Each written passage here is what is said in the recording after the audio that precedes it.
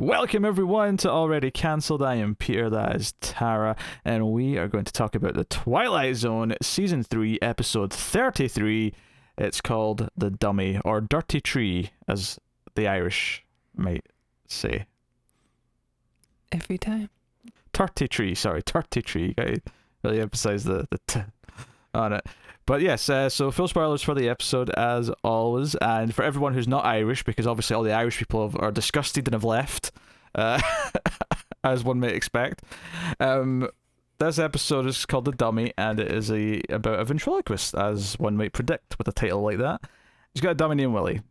He believes it's alive, and he's drinking heavily, something that the club manager is if that's what he's the club agent, whatever his exact role is. He is aware of this, and he's getting sick of dealing with his shit and him like not showing up for gigs and not being there at call time, that kind of thing. So we get an example of one of his shows, and we see kind of the backstage turmoil of it, and then of course it kind of becomes him trying to get over this fear of his dummy, which he does in a couple of different ways. So that is the gist of the episode. So what did you think of The Dummy? I like it. I knew I was going to like it. I like these kind of stories. I didn't know. You know, spooky doll, spooky ventriloquist dummy. No, spooky dolls 8 times out of 10 are garbage. So I was not sure that I was going to like it, but I did end up liking it because the entire thing is nothing but a metaphor for the beast within that is the alcoholic. It's actually very similar to a Jim Cummings movie, which I'm not going to say, but I don't want to spoil that movie. But it very much is. I like that movie. It is very much that, though. It's very much the dummy, and you could argue in the context of the episode, is it real or is it not? And arguably, I think it is real just because of the way it goes at the end.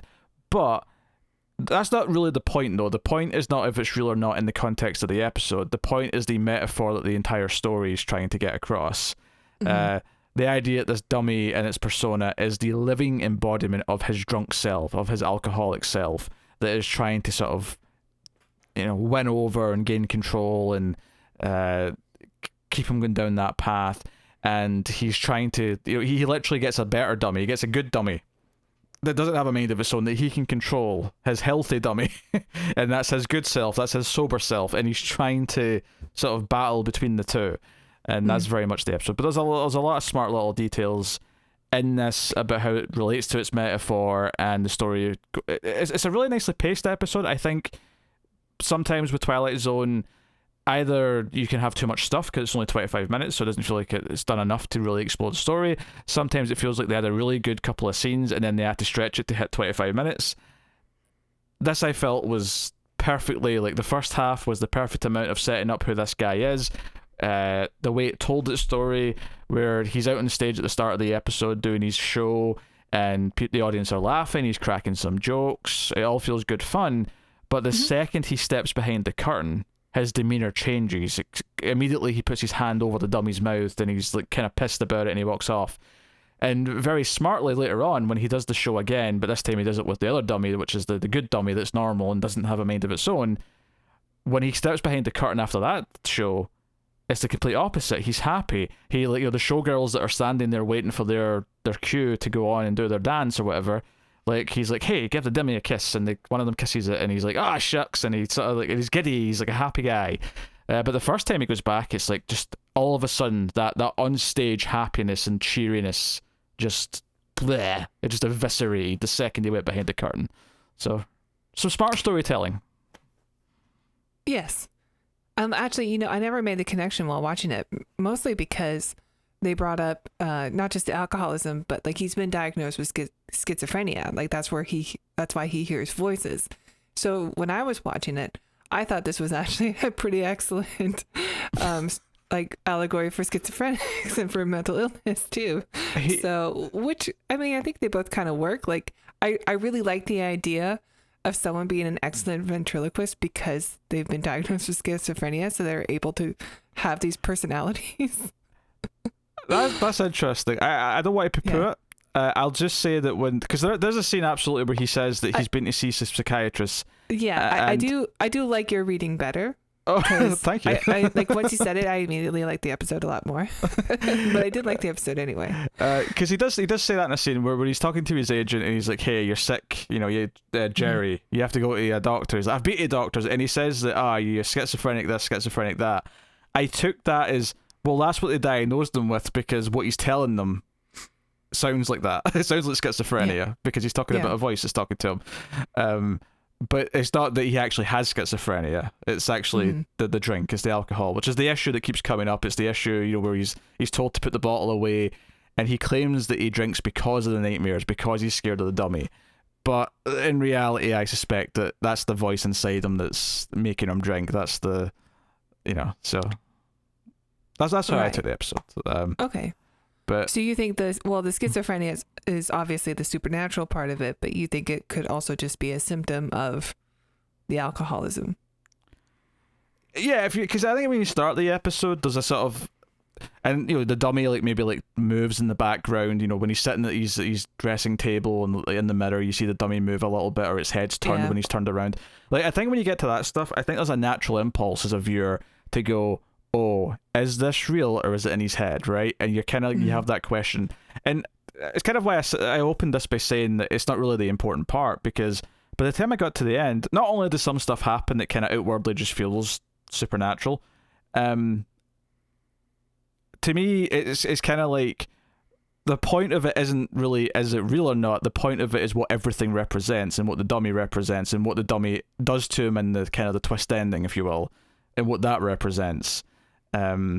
Because that's ultimately him losing his battle. We'll get into what actually happens, but ultimately the end of the episode's him losing the battle and the bad side wins, which is really sad, because the whole episode is the agent character, who clearly likes him but is getting very frustrated, keeps saying to him, look, I've been covering for you, you have to, because it's not like clearly they've had this conversation before. When he comes in and says, oh, you're drinking that again, you should, you promised me you'd be drinking soda or coffee or whatever. When he says, okay, fine, right, calm down, I'll stop drinking, he doesn't say, okay, fine, we've came to an agreement. He immediately says, every time, his reaction says, no, he's promised before. He's constantly saying that he's going to do the right thing, and he keeps not doing it. Today's the day. I'll just go cold turkey. And it's serious, this idea. And I think... Which he does try. I guess you can kind of say him going with the other dummy for a moment is him going cold turkey. Again, the parallels here. Him throwing the bottle in the trash, him putting the evil dummy in the trunk and locking it, right? Similar vibe, similar idea. It's just... But then it calls to him. It does call to him, right? It begs for him. Yeah. It mocks him. Yes, exactly. I can go for a drink right now. I'm just kidding. But that's the whole thing, though. Everything about it kind of mirrors the actual relationship with the bottle, right? Everything it does, and he kind of convinces himself, no, I can go out there with this other dummy. I can put on a show. And then we see a little bit of the show, and he does the whole... It's entertaining. It's funny. The dummies and I mean, it's as entertaining as a ventriloquist show can be. I'm not convinced that a ventriloquist can ever actually be that entertaining. I guess you've never watched the... Oh, never mind. I can't think of his name. There's like a famous one. Jeff Dunham. I've never watched him either, but I know a lot of people like him. I'll take your word for it. I hate to be siding with the kind of an asshole character, but the boss of the club, who's like, why'd they swap the dummy? Once you've seen one dummy act, you've seen them all. And I'm like, yeah, kinda. It's not something that I feel like there's a... I can't believe for a second that we're at peak times in society for the number of ventriloquists that are active. And I don't know. I'm sure they were as common as magicians. And if we happen to be at peak amount of ventriloquists, it's only because the population of the planet is much bigger than it used to be, and not because it's more popular. I'm just going to throw that out there. Okay. Well, you really don't like dolls. I don't like bad movies that feature dolls. Dolls themselves I don't really care about. There's a really good Mystery Science Theater episode called Devil Doll. I'll take your word for it. Mm-hmm. But to get back to to get back to the actual episode at hand, though, throughout the whole thing, everything that happens you can kind of correlate to the battle that he's having in his head for the desire, the thirst, and everything that kind of goes down in the second half of the episode. And there's so much of it where there's all these great little moments where a couple of the showgirls like try to talk to him at his dressing room, and he leaves the evil dummy behind, and he kind of yells something, and they're impressed because they think he's thrown his voice to like make it sound like it's coming from inside the room and stuff like that. But when he's leaving and he puts the dummy into the trunk, the evil dummy that is, and he's going home, he starts hearing the voice that's calling out to him, and you're going to leave me here, are you, Jerry? And when he's on his way out, he runs into like the guard, and then he runs into a couple of the showgirls who are going home, and it's at this point on where the filmmaking completely turns to Dutch angles. It goes ultra, spooky. Everything's askew. And he's walking down this long. It's actually a really nice couple of shots, actually, as he's walking down this sort of Dutch angle. Like, it's not a hall, it's like an alleyway with like an underpass. And there's another woman who works there he bumps into, and he's so nervous to be alone. And clearly this is like, this is the cry for help. This is I need someone to be around so I don't, fall off the wagon, effectively. But sure. he's so erratic, and he comes across as so scary and forceful when he's like trying to demand that she go with him. Yeah, at first she's like, I'll hang out with you, and then she's like, no, you're too much, and like it's getting weird. Yeah, he comes on far too strong, and he ends up going back to this dressing room to destroy the dummy. He wants to destroy it. That's kind of where he's going. But it's all in the dark, and when he turns the light on, he smashed the wrong dummy. And this, to me, I took as the death of his good side. Like, he's just, like, he's killed the wrong one. And the dummy's there and, like, mocking him. And the big ending of the episode is that when he comes out for his show at the end, him and the dummy have swapped. And I don't know if it's the same actor or if they've got a different actor, like, playing with the dummy's hair and the smile and the creepy look. But then they've got, like, a new puppet, which is, like, it looks like him. It's got his kind of hair and his kind of... And the voices have swapped. And that's kind of foreshadowed at the start of the episode, because he does a bit where he swaps the voices, where he like uses his voice for the dummy and he uses the joke voice for himself. The joke is the dummy could be a better ventriloquist. Yeah. So the audience laughs and stuff. But so that sets up the ending, foreshadows that a little bit. But like all of this, the idea that it's literally it's swapped because it's won. Like that dark side that wants to make him drink has won. His inner demon has, whatever you want to call it. Like, you can call it 100 different things. But that's what this episode is, and everything as you're going through it, I felt like you could sort of correlate to the themes that it's playing with, of the battling the inner demon, battling what he becomes when he's on alcohol, right? One could be, you could extend that metaphor to, like, I don't know, someone's the Hulk when they're on alcohol, or someone Jekyll and Hyde is a werewolf when they're on alcohol or something, right? That's weird. The monster that he's trying to like cage up, and because he just puts it in a bin or a trunk in this case, and because he just tries to lock it away and think that that's it, because that's not dealing with these issues, that's just putting it away and hoping that it goes away. That's why he fails ultimately. I think it's a really good, like, it's a good episode because it's got some creepy moments, particularly towards the end where the cinematography gets kind of interesting. The actual dummy creepy moments I didn't think were that, like, great or not bad. I mean, there's one where like the dummy like looks at him and winks at him that I thought was a bit cheesy, but like I like the ones where he looks and the dummy's in a different, like, its head's in a different position each time in the beginning. It's not bad, but I think for me what really ties this together, and I wasn't expecting this, and this is the best thing to like be surprised by, is the character writing, and it's the what everything means and what's going on in the episode. Like I cared, I like, as I was getting what it was meaning as it was going through its story, when I was reading it for the allegory rather than just the literal there's a dummy like stalking him. It was more interesting. It was like, oh, this is good storytelling. I like this. Yeah. And Cliff Robertson does a really good job in it. He's the lead guy.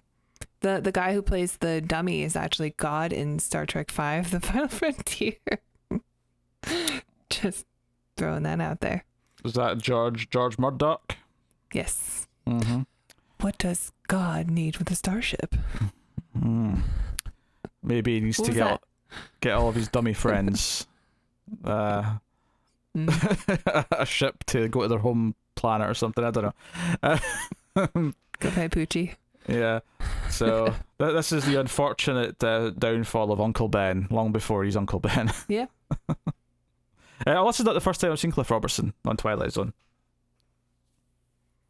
No. Do you remember what episode he was in? No. I think, if I remember correctly, he was in the one. He was like he left his group traveling in the olden days, and he walked into the road, and he ended up in present day.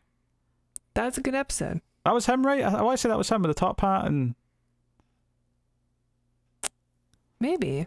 Well, I don't remember, but like I'm going to double check now since you're so. Where he leaves his gun behind. Yes, it becomes like a. Yes. 100 yards over the rim. That sounds right. Yep, that's right. it. That's definitely it. Yep, that's the one. Yeah. Score me a point. It's a good series. Score me a point. Turns out this Twilight Zone's pretty good. I mean, sometimes it's easy to forget when you have a few mediocre ones in a row because and they do so many episodes, right? There's so many episodes in a season. Yeah, it's bound to happen. But like, if you go back and just watch, like, if you go back to season 1 and 2, and there's more than worth watching than what I'm about to suggest. But if you just watch like our top 10 from seasons 1 and 2, well, that's 20 really good episodes you're going to be sitting through. Right. But like, this is the greatest show of all time. Although I'm sure a lot of people think that anyway. Yeah, although some people disagree with our top 10s and what we put in our worst batch. We get the odd comment that's a bit upset or... How dare you? The Fever is an incredible allegory for alcoholism also.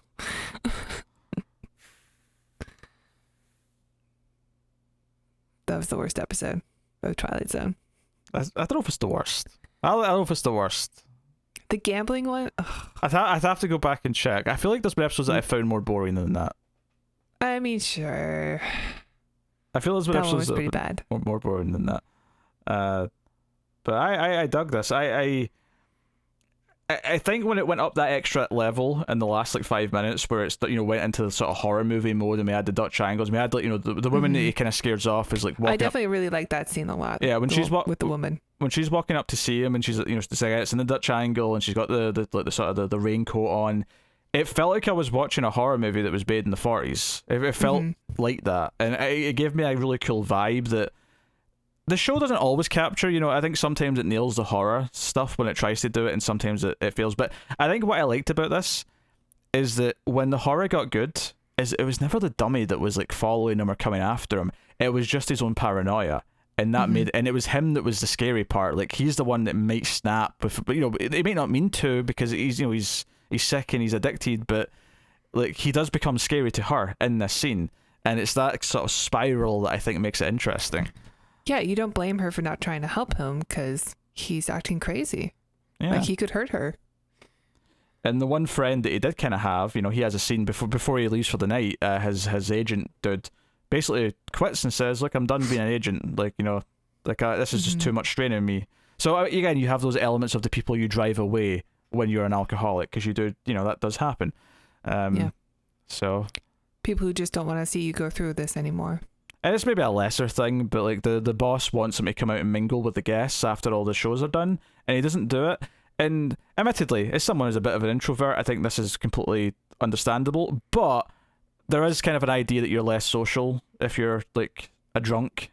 You're not.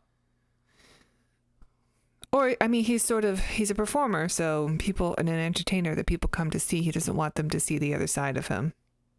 Yeah. I'm just, but I'm still trying to relate it to the themes of the.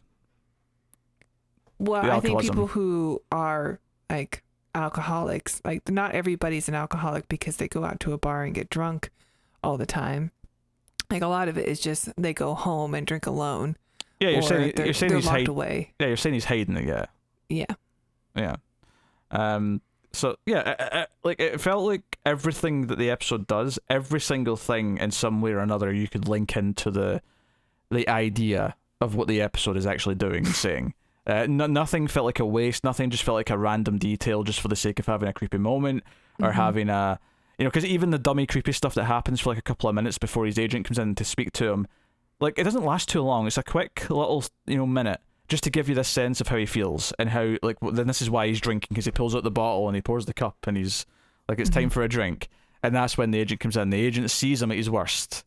You know, it's so everything about it I thought was very well done. And this is one of the best episodes we've seen this season. And the rating is strong in IMDb, but it's not like, you know, upper class of the season strong. So I'll be curious to see where this lands for us when we go back and look at our top 10 and see where we place things. Yeah, definitely after this discussion has moved up on my list, but yeah, we'll see. It'll probably be pretty high. Do you want to try? I mean, these last 4 episodes are just so good, or however many 4 or 5 that we have left. Yeah. So what did you think the ending was? So when you were like analyzing it, thinking it was just like a take on schizophrenia, what did you think the ending was doing with that? Well, it's still Twilight Zone, so I thought it was just a supernatural part of another personality taking over. Okay. Because I think part of the reason why I liked this so much is because how much sense the ending made to me, because it didn't just feel like a tacked on twist. It felt like, no, the bad side won and now it's taken over.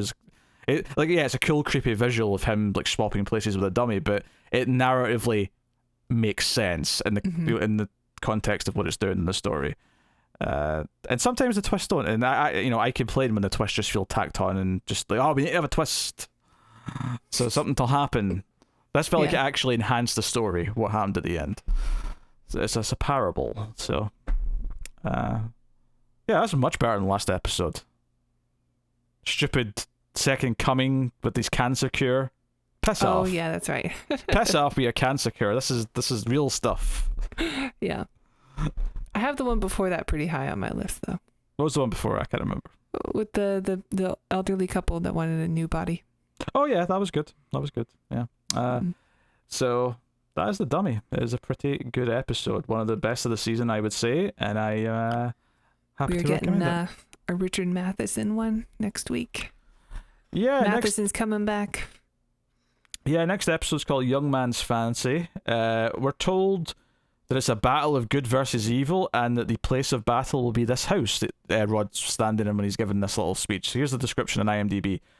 Newlywed Alex Walker finds himself being pulled back to his childhood, that's a theme that we've encountered before, and back to his widowed mother in the house where he grew up.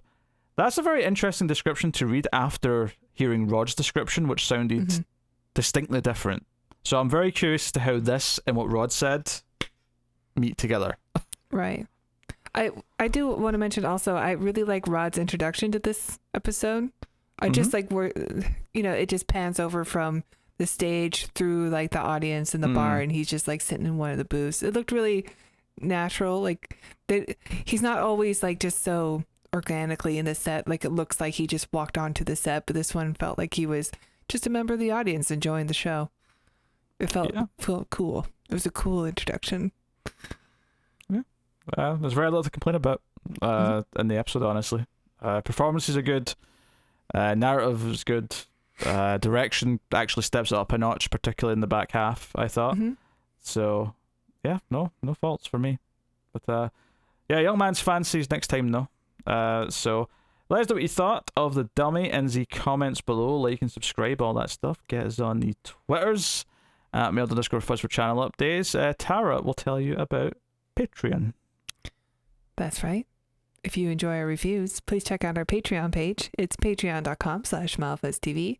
And if you donate as low as $1 per month, you will get access to bonus episodes of other shows we do. And if you donate $5 per month, you will get access to these Twilight Zone reviews 1 week early. And you also get Star Trek a week early and Babylon 5 a week early.